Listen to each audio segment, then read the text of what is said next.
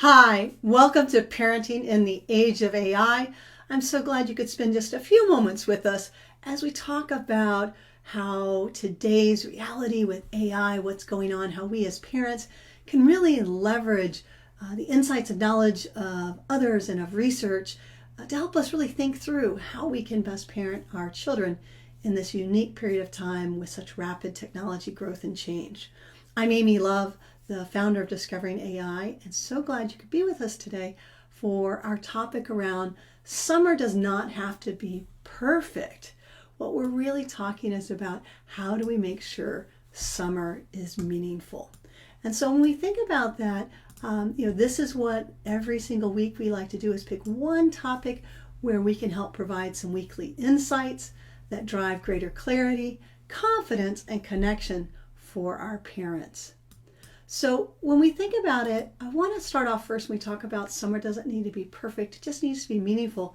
That maybe we talk about some stats that are happening out there that as parents we can think about, like kind of this new research and what it means for us as parents and for our kids and even for AI. And so when you think about it, if you're feeling stressed, let me just share you are not alone. 48% of parents in a new study are saying that the daily stress can sometimes feel truly overwhelming. And for some extent, the whole pressure around school ending and what are we going to do for the summer, especially if you're a working parent, can feel even heavier this time of year. And so you're not imagining it if you feel that way. In fact, I was just out to dinner last Friday night with a few other moms. We were all sitting at one table and our daughters were having a great time sitting over at another table. And as we were concluding dinner, the topic came up about summer camps. And you could just see the tension on the moms' faces. All of these moms happen to be working moms. And you could just tell they're like, what have I done? Do I have enough? If I figured it out, I'm so busy with work. What do I need to do? Do I have the right camps? Have these camps sold out? And you could just feel from what was a really nice, relaxing dinner, all of a sudden the moment shifted back into that parental responsibility and the need to figure out how to support our children while we're still trying to work and be productive during the summer. And so if you're feeling any of that stress, you're not alone. And when we think about it, even our kids are starting to feel some of that stress. And if you look at the most recent research, you may not realize it, but 60% of kids are now reporting that they use AI tools pretty much on a regular basis, whether that be for school projects or studying, outside creative projects, or even just everyday questions. And that's happening so quickly. And so the research then looked at, okay, parents are feeling a bit overwhelmed, kids are using this extensively. How many parents are really aware of how much AI is woven into our children's learning and digital life? And about 50% of the parents really did not have a clear understanding of the level of use their kids were having with AI. So we've all of a sudden created, or there's been created this awareness gap, which is really the need to recognize that because of this awareness gap, children need guidance now more than ever before their habits form around when they choose to use AI and how they choose to use AI and in what way they actually use it. And that's easier said than done, right?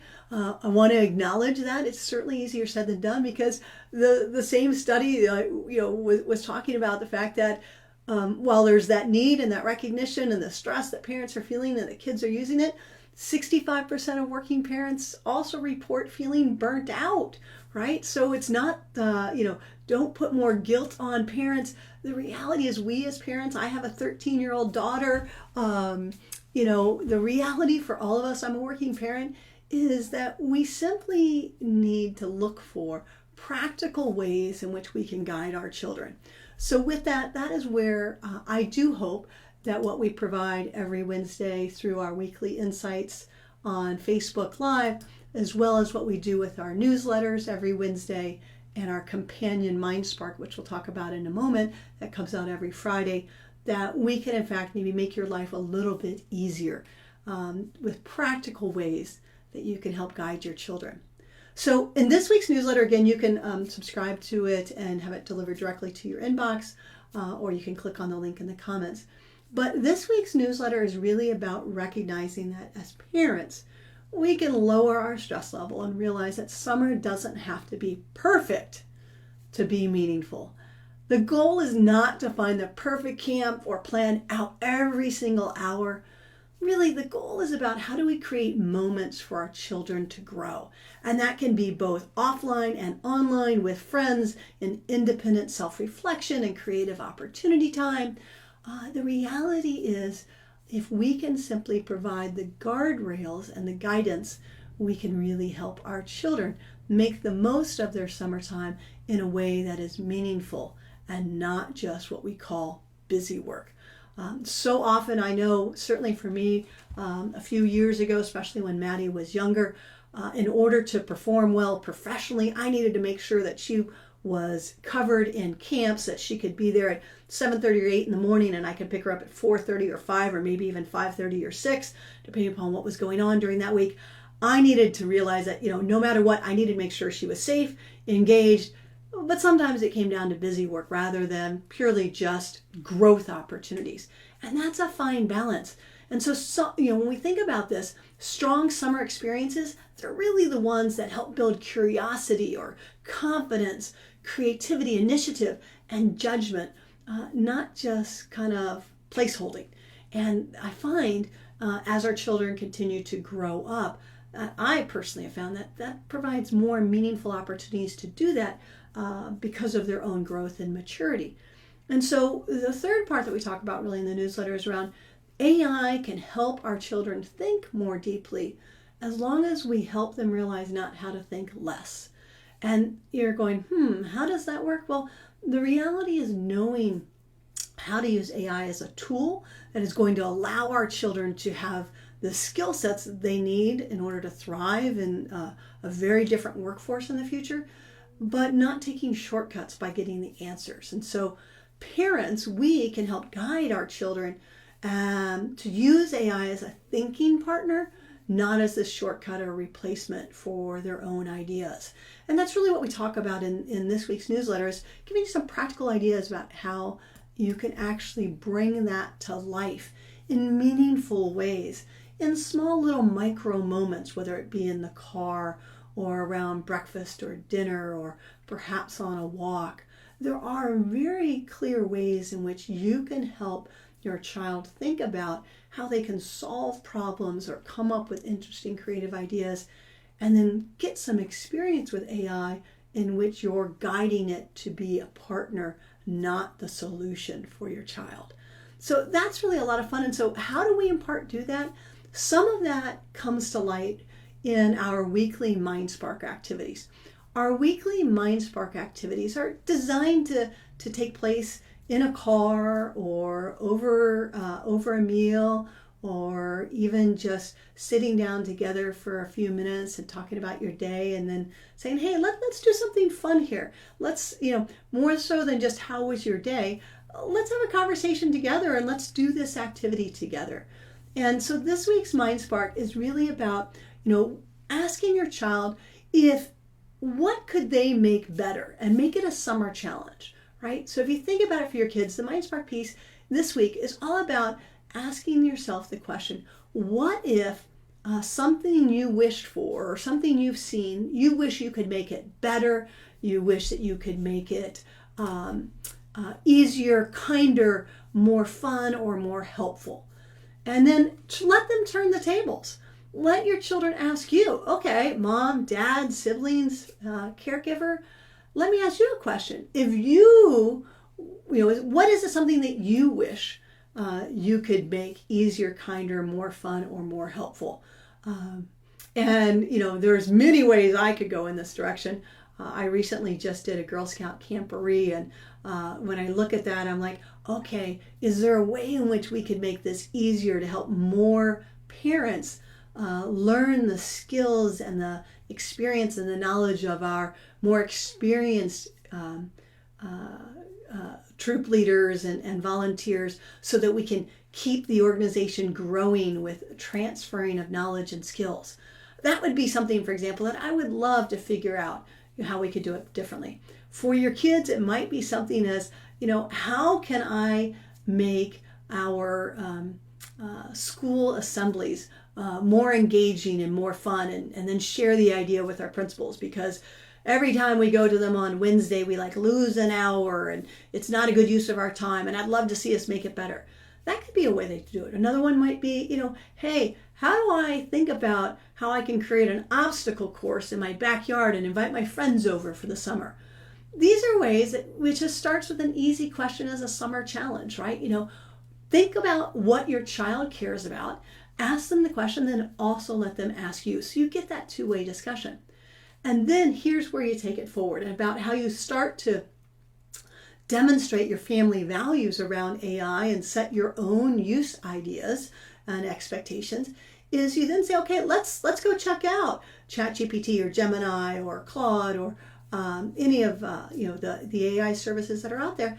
And let's say specifically, do not tell me the answers, but I want you to help me think about the questions I should ask or how I might think about this. I want to do X this summer. I want to make this better.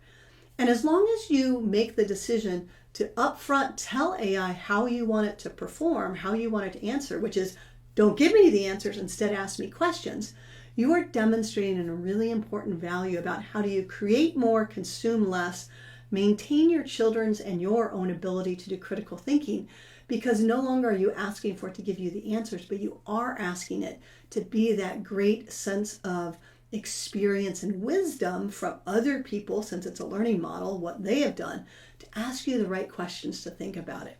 And so your child then has the opportunity to truly start to learn. And so they're using AI as a helper, not as the driver. And then as a family, you can say, okay, so let's choose one tiny step. What could we do? So for example, with my Girl Scout example, I chose to post about it on Facebook. I chose to talk about that we have volunteers that are in their 70s and 80s running these stations, helping girls how to build shelters in the wilderness. And it would be great to see how we could transfer that knowledge and experience down to those volunteers that are in their 60s, 50s, 40s, and 30s. And so that was a tiny little step that I took to start addressing something that was meaningful to me that I wanted to see changed. Then your children can do the exact same thing. They could start off, if they wanted to create an obstacle course, by saying, let me just create 2 obstacles. I'm going to invite 3 friends over to try them out and give me feedback and see how it works. And then lo and behold, as the summer goes on, your child might very well build out an entire obstacle course, and they can even probably make some summer money on it by charging admissions for it over time as they build it out. So that's really the unique opportunity we have here as parents. And so I also want to introduce to you that, as a parent, if you feel that you could use some support and some help with your children this summer, in particular around how they build these 6 unique traits that they need in order to thrive, both now as young people, and these fundamental skills that they're going to need throughout their lifetime with the advances in technology, Discovering AI has launched 3 summer camps. They're called the Create Summer Camps. It's not an AI camp per se, it's really about a future-ready skills camp. So children will be working on building their critical thinking, resiliency, emotional intelligence, working together. It's all virtual, but working together in teams, AI literacy, creativity, and even entrepreneurial skills. So I will actually personally be leading these 3 camps this summer because we're using this as the basis to then take these out on a national level. So kids, your children, they'll have the chance to learn to create with AI, but not consume AI. The camp really is designed to help your child think about both in real life offline through the calls and discussions and individual work, as well as with AI of using it as a guide, not the answer, to think through how they can build these essential 6 traits and create a summer that is a summer worth truly remembering, a summer that can truly be powerful in developing the skills and the traits that they need that they can take with them, not only into the next day or the next week, or through the summer to next school year, but take with them for life. So this is really a great opportunity to give your children the chance to be part of the summer camp program that is focused on these future-ready skills. So if you'd like to take a look at this and learn more about it, you can take a look at our website. It's camps.discoveringai.org. You can also schedule a quick 15-minute call, and there's also a video on the website that talks more about these great camps. So when you think about it, thank you so much for investing your time today to be part of parenting in the age of AI, learning more about summer, AI, and the opportunities ahead. I wish you a great week and look forward to having this conversation.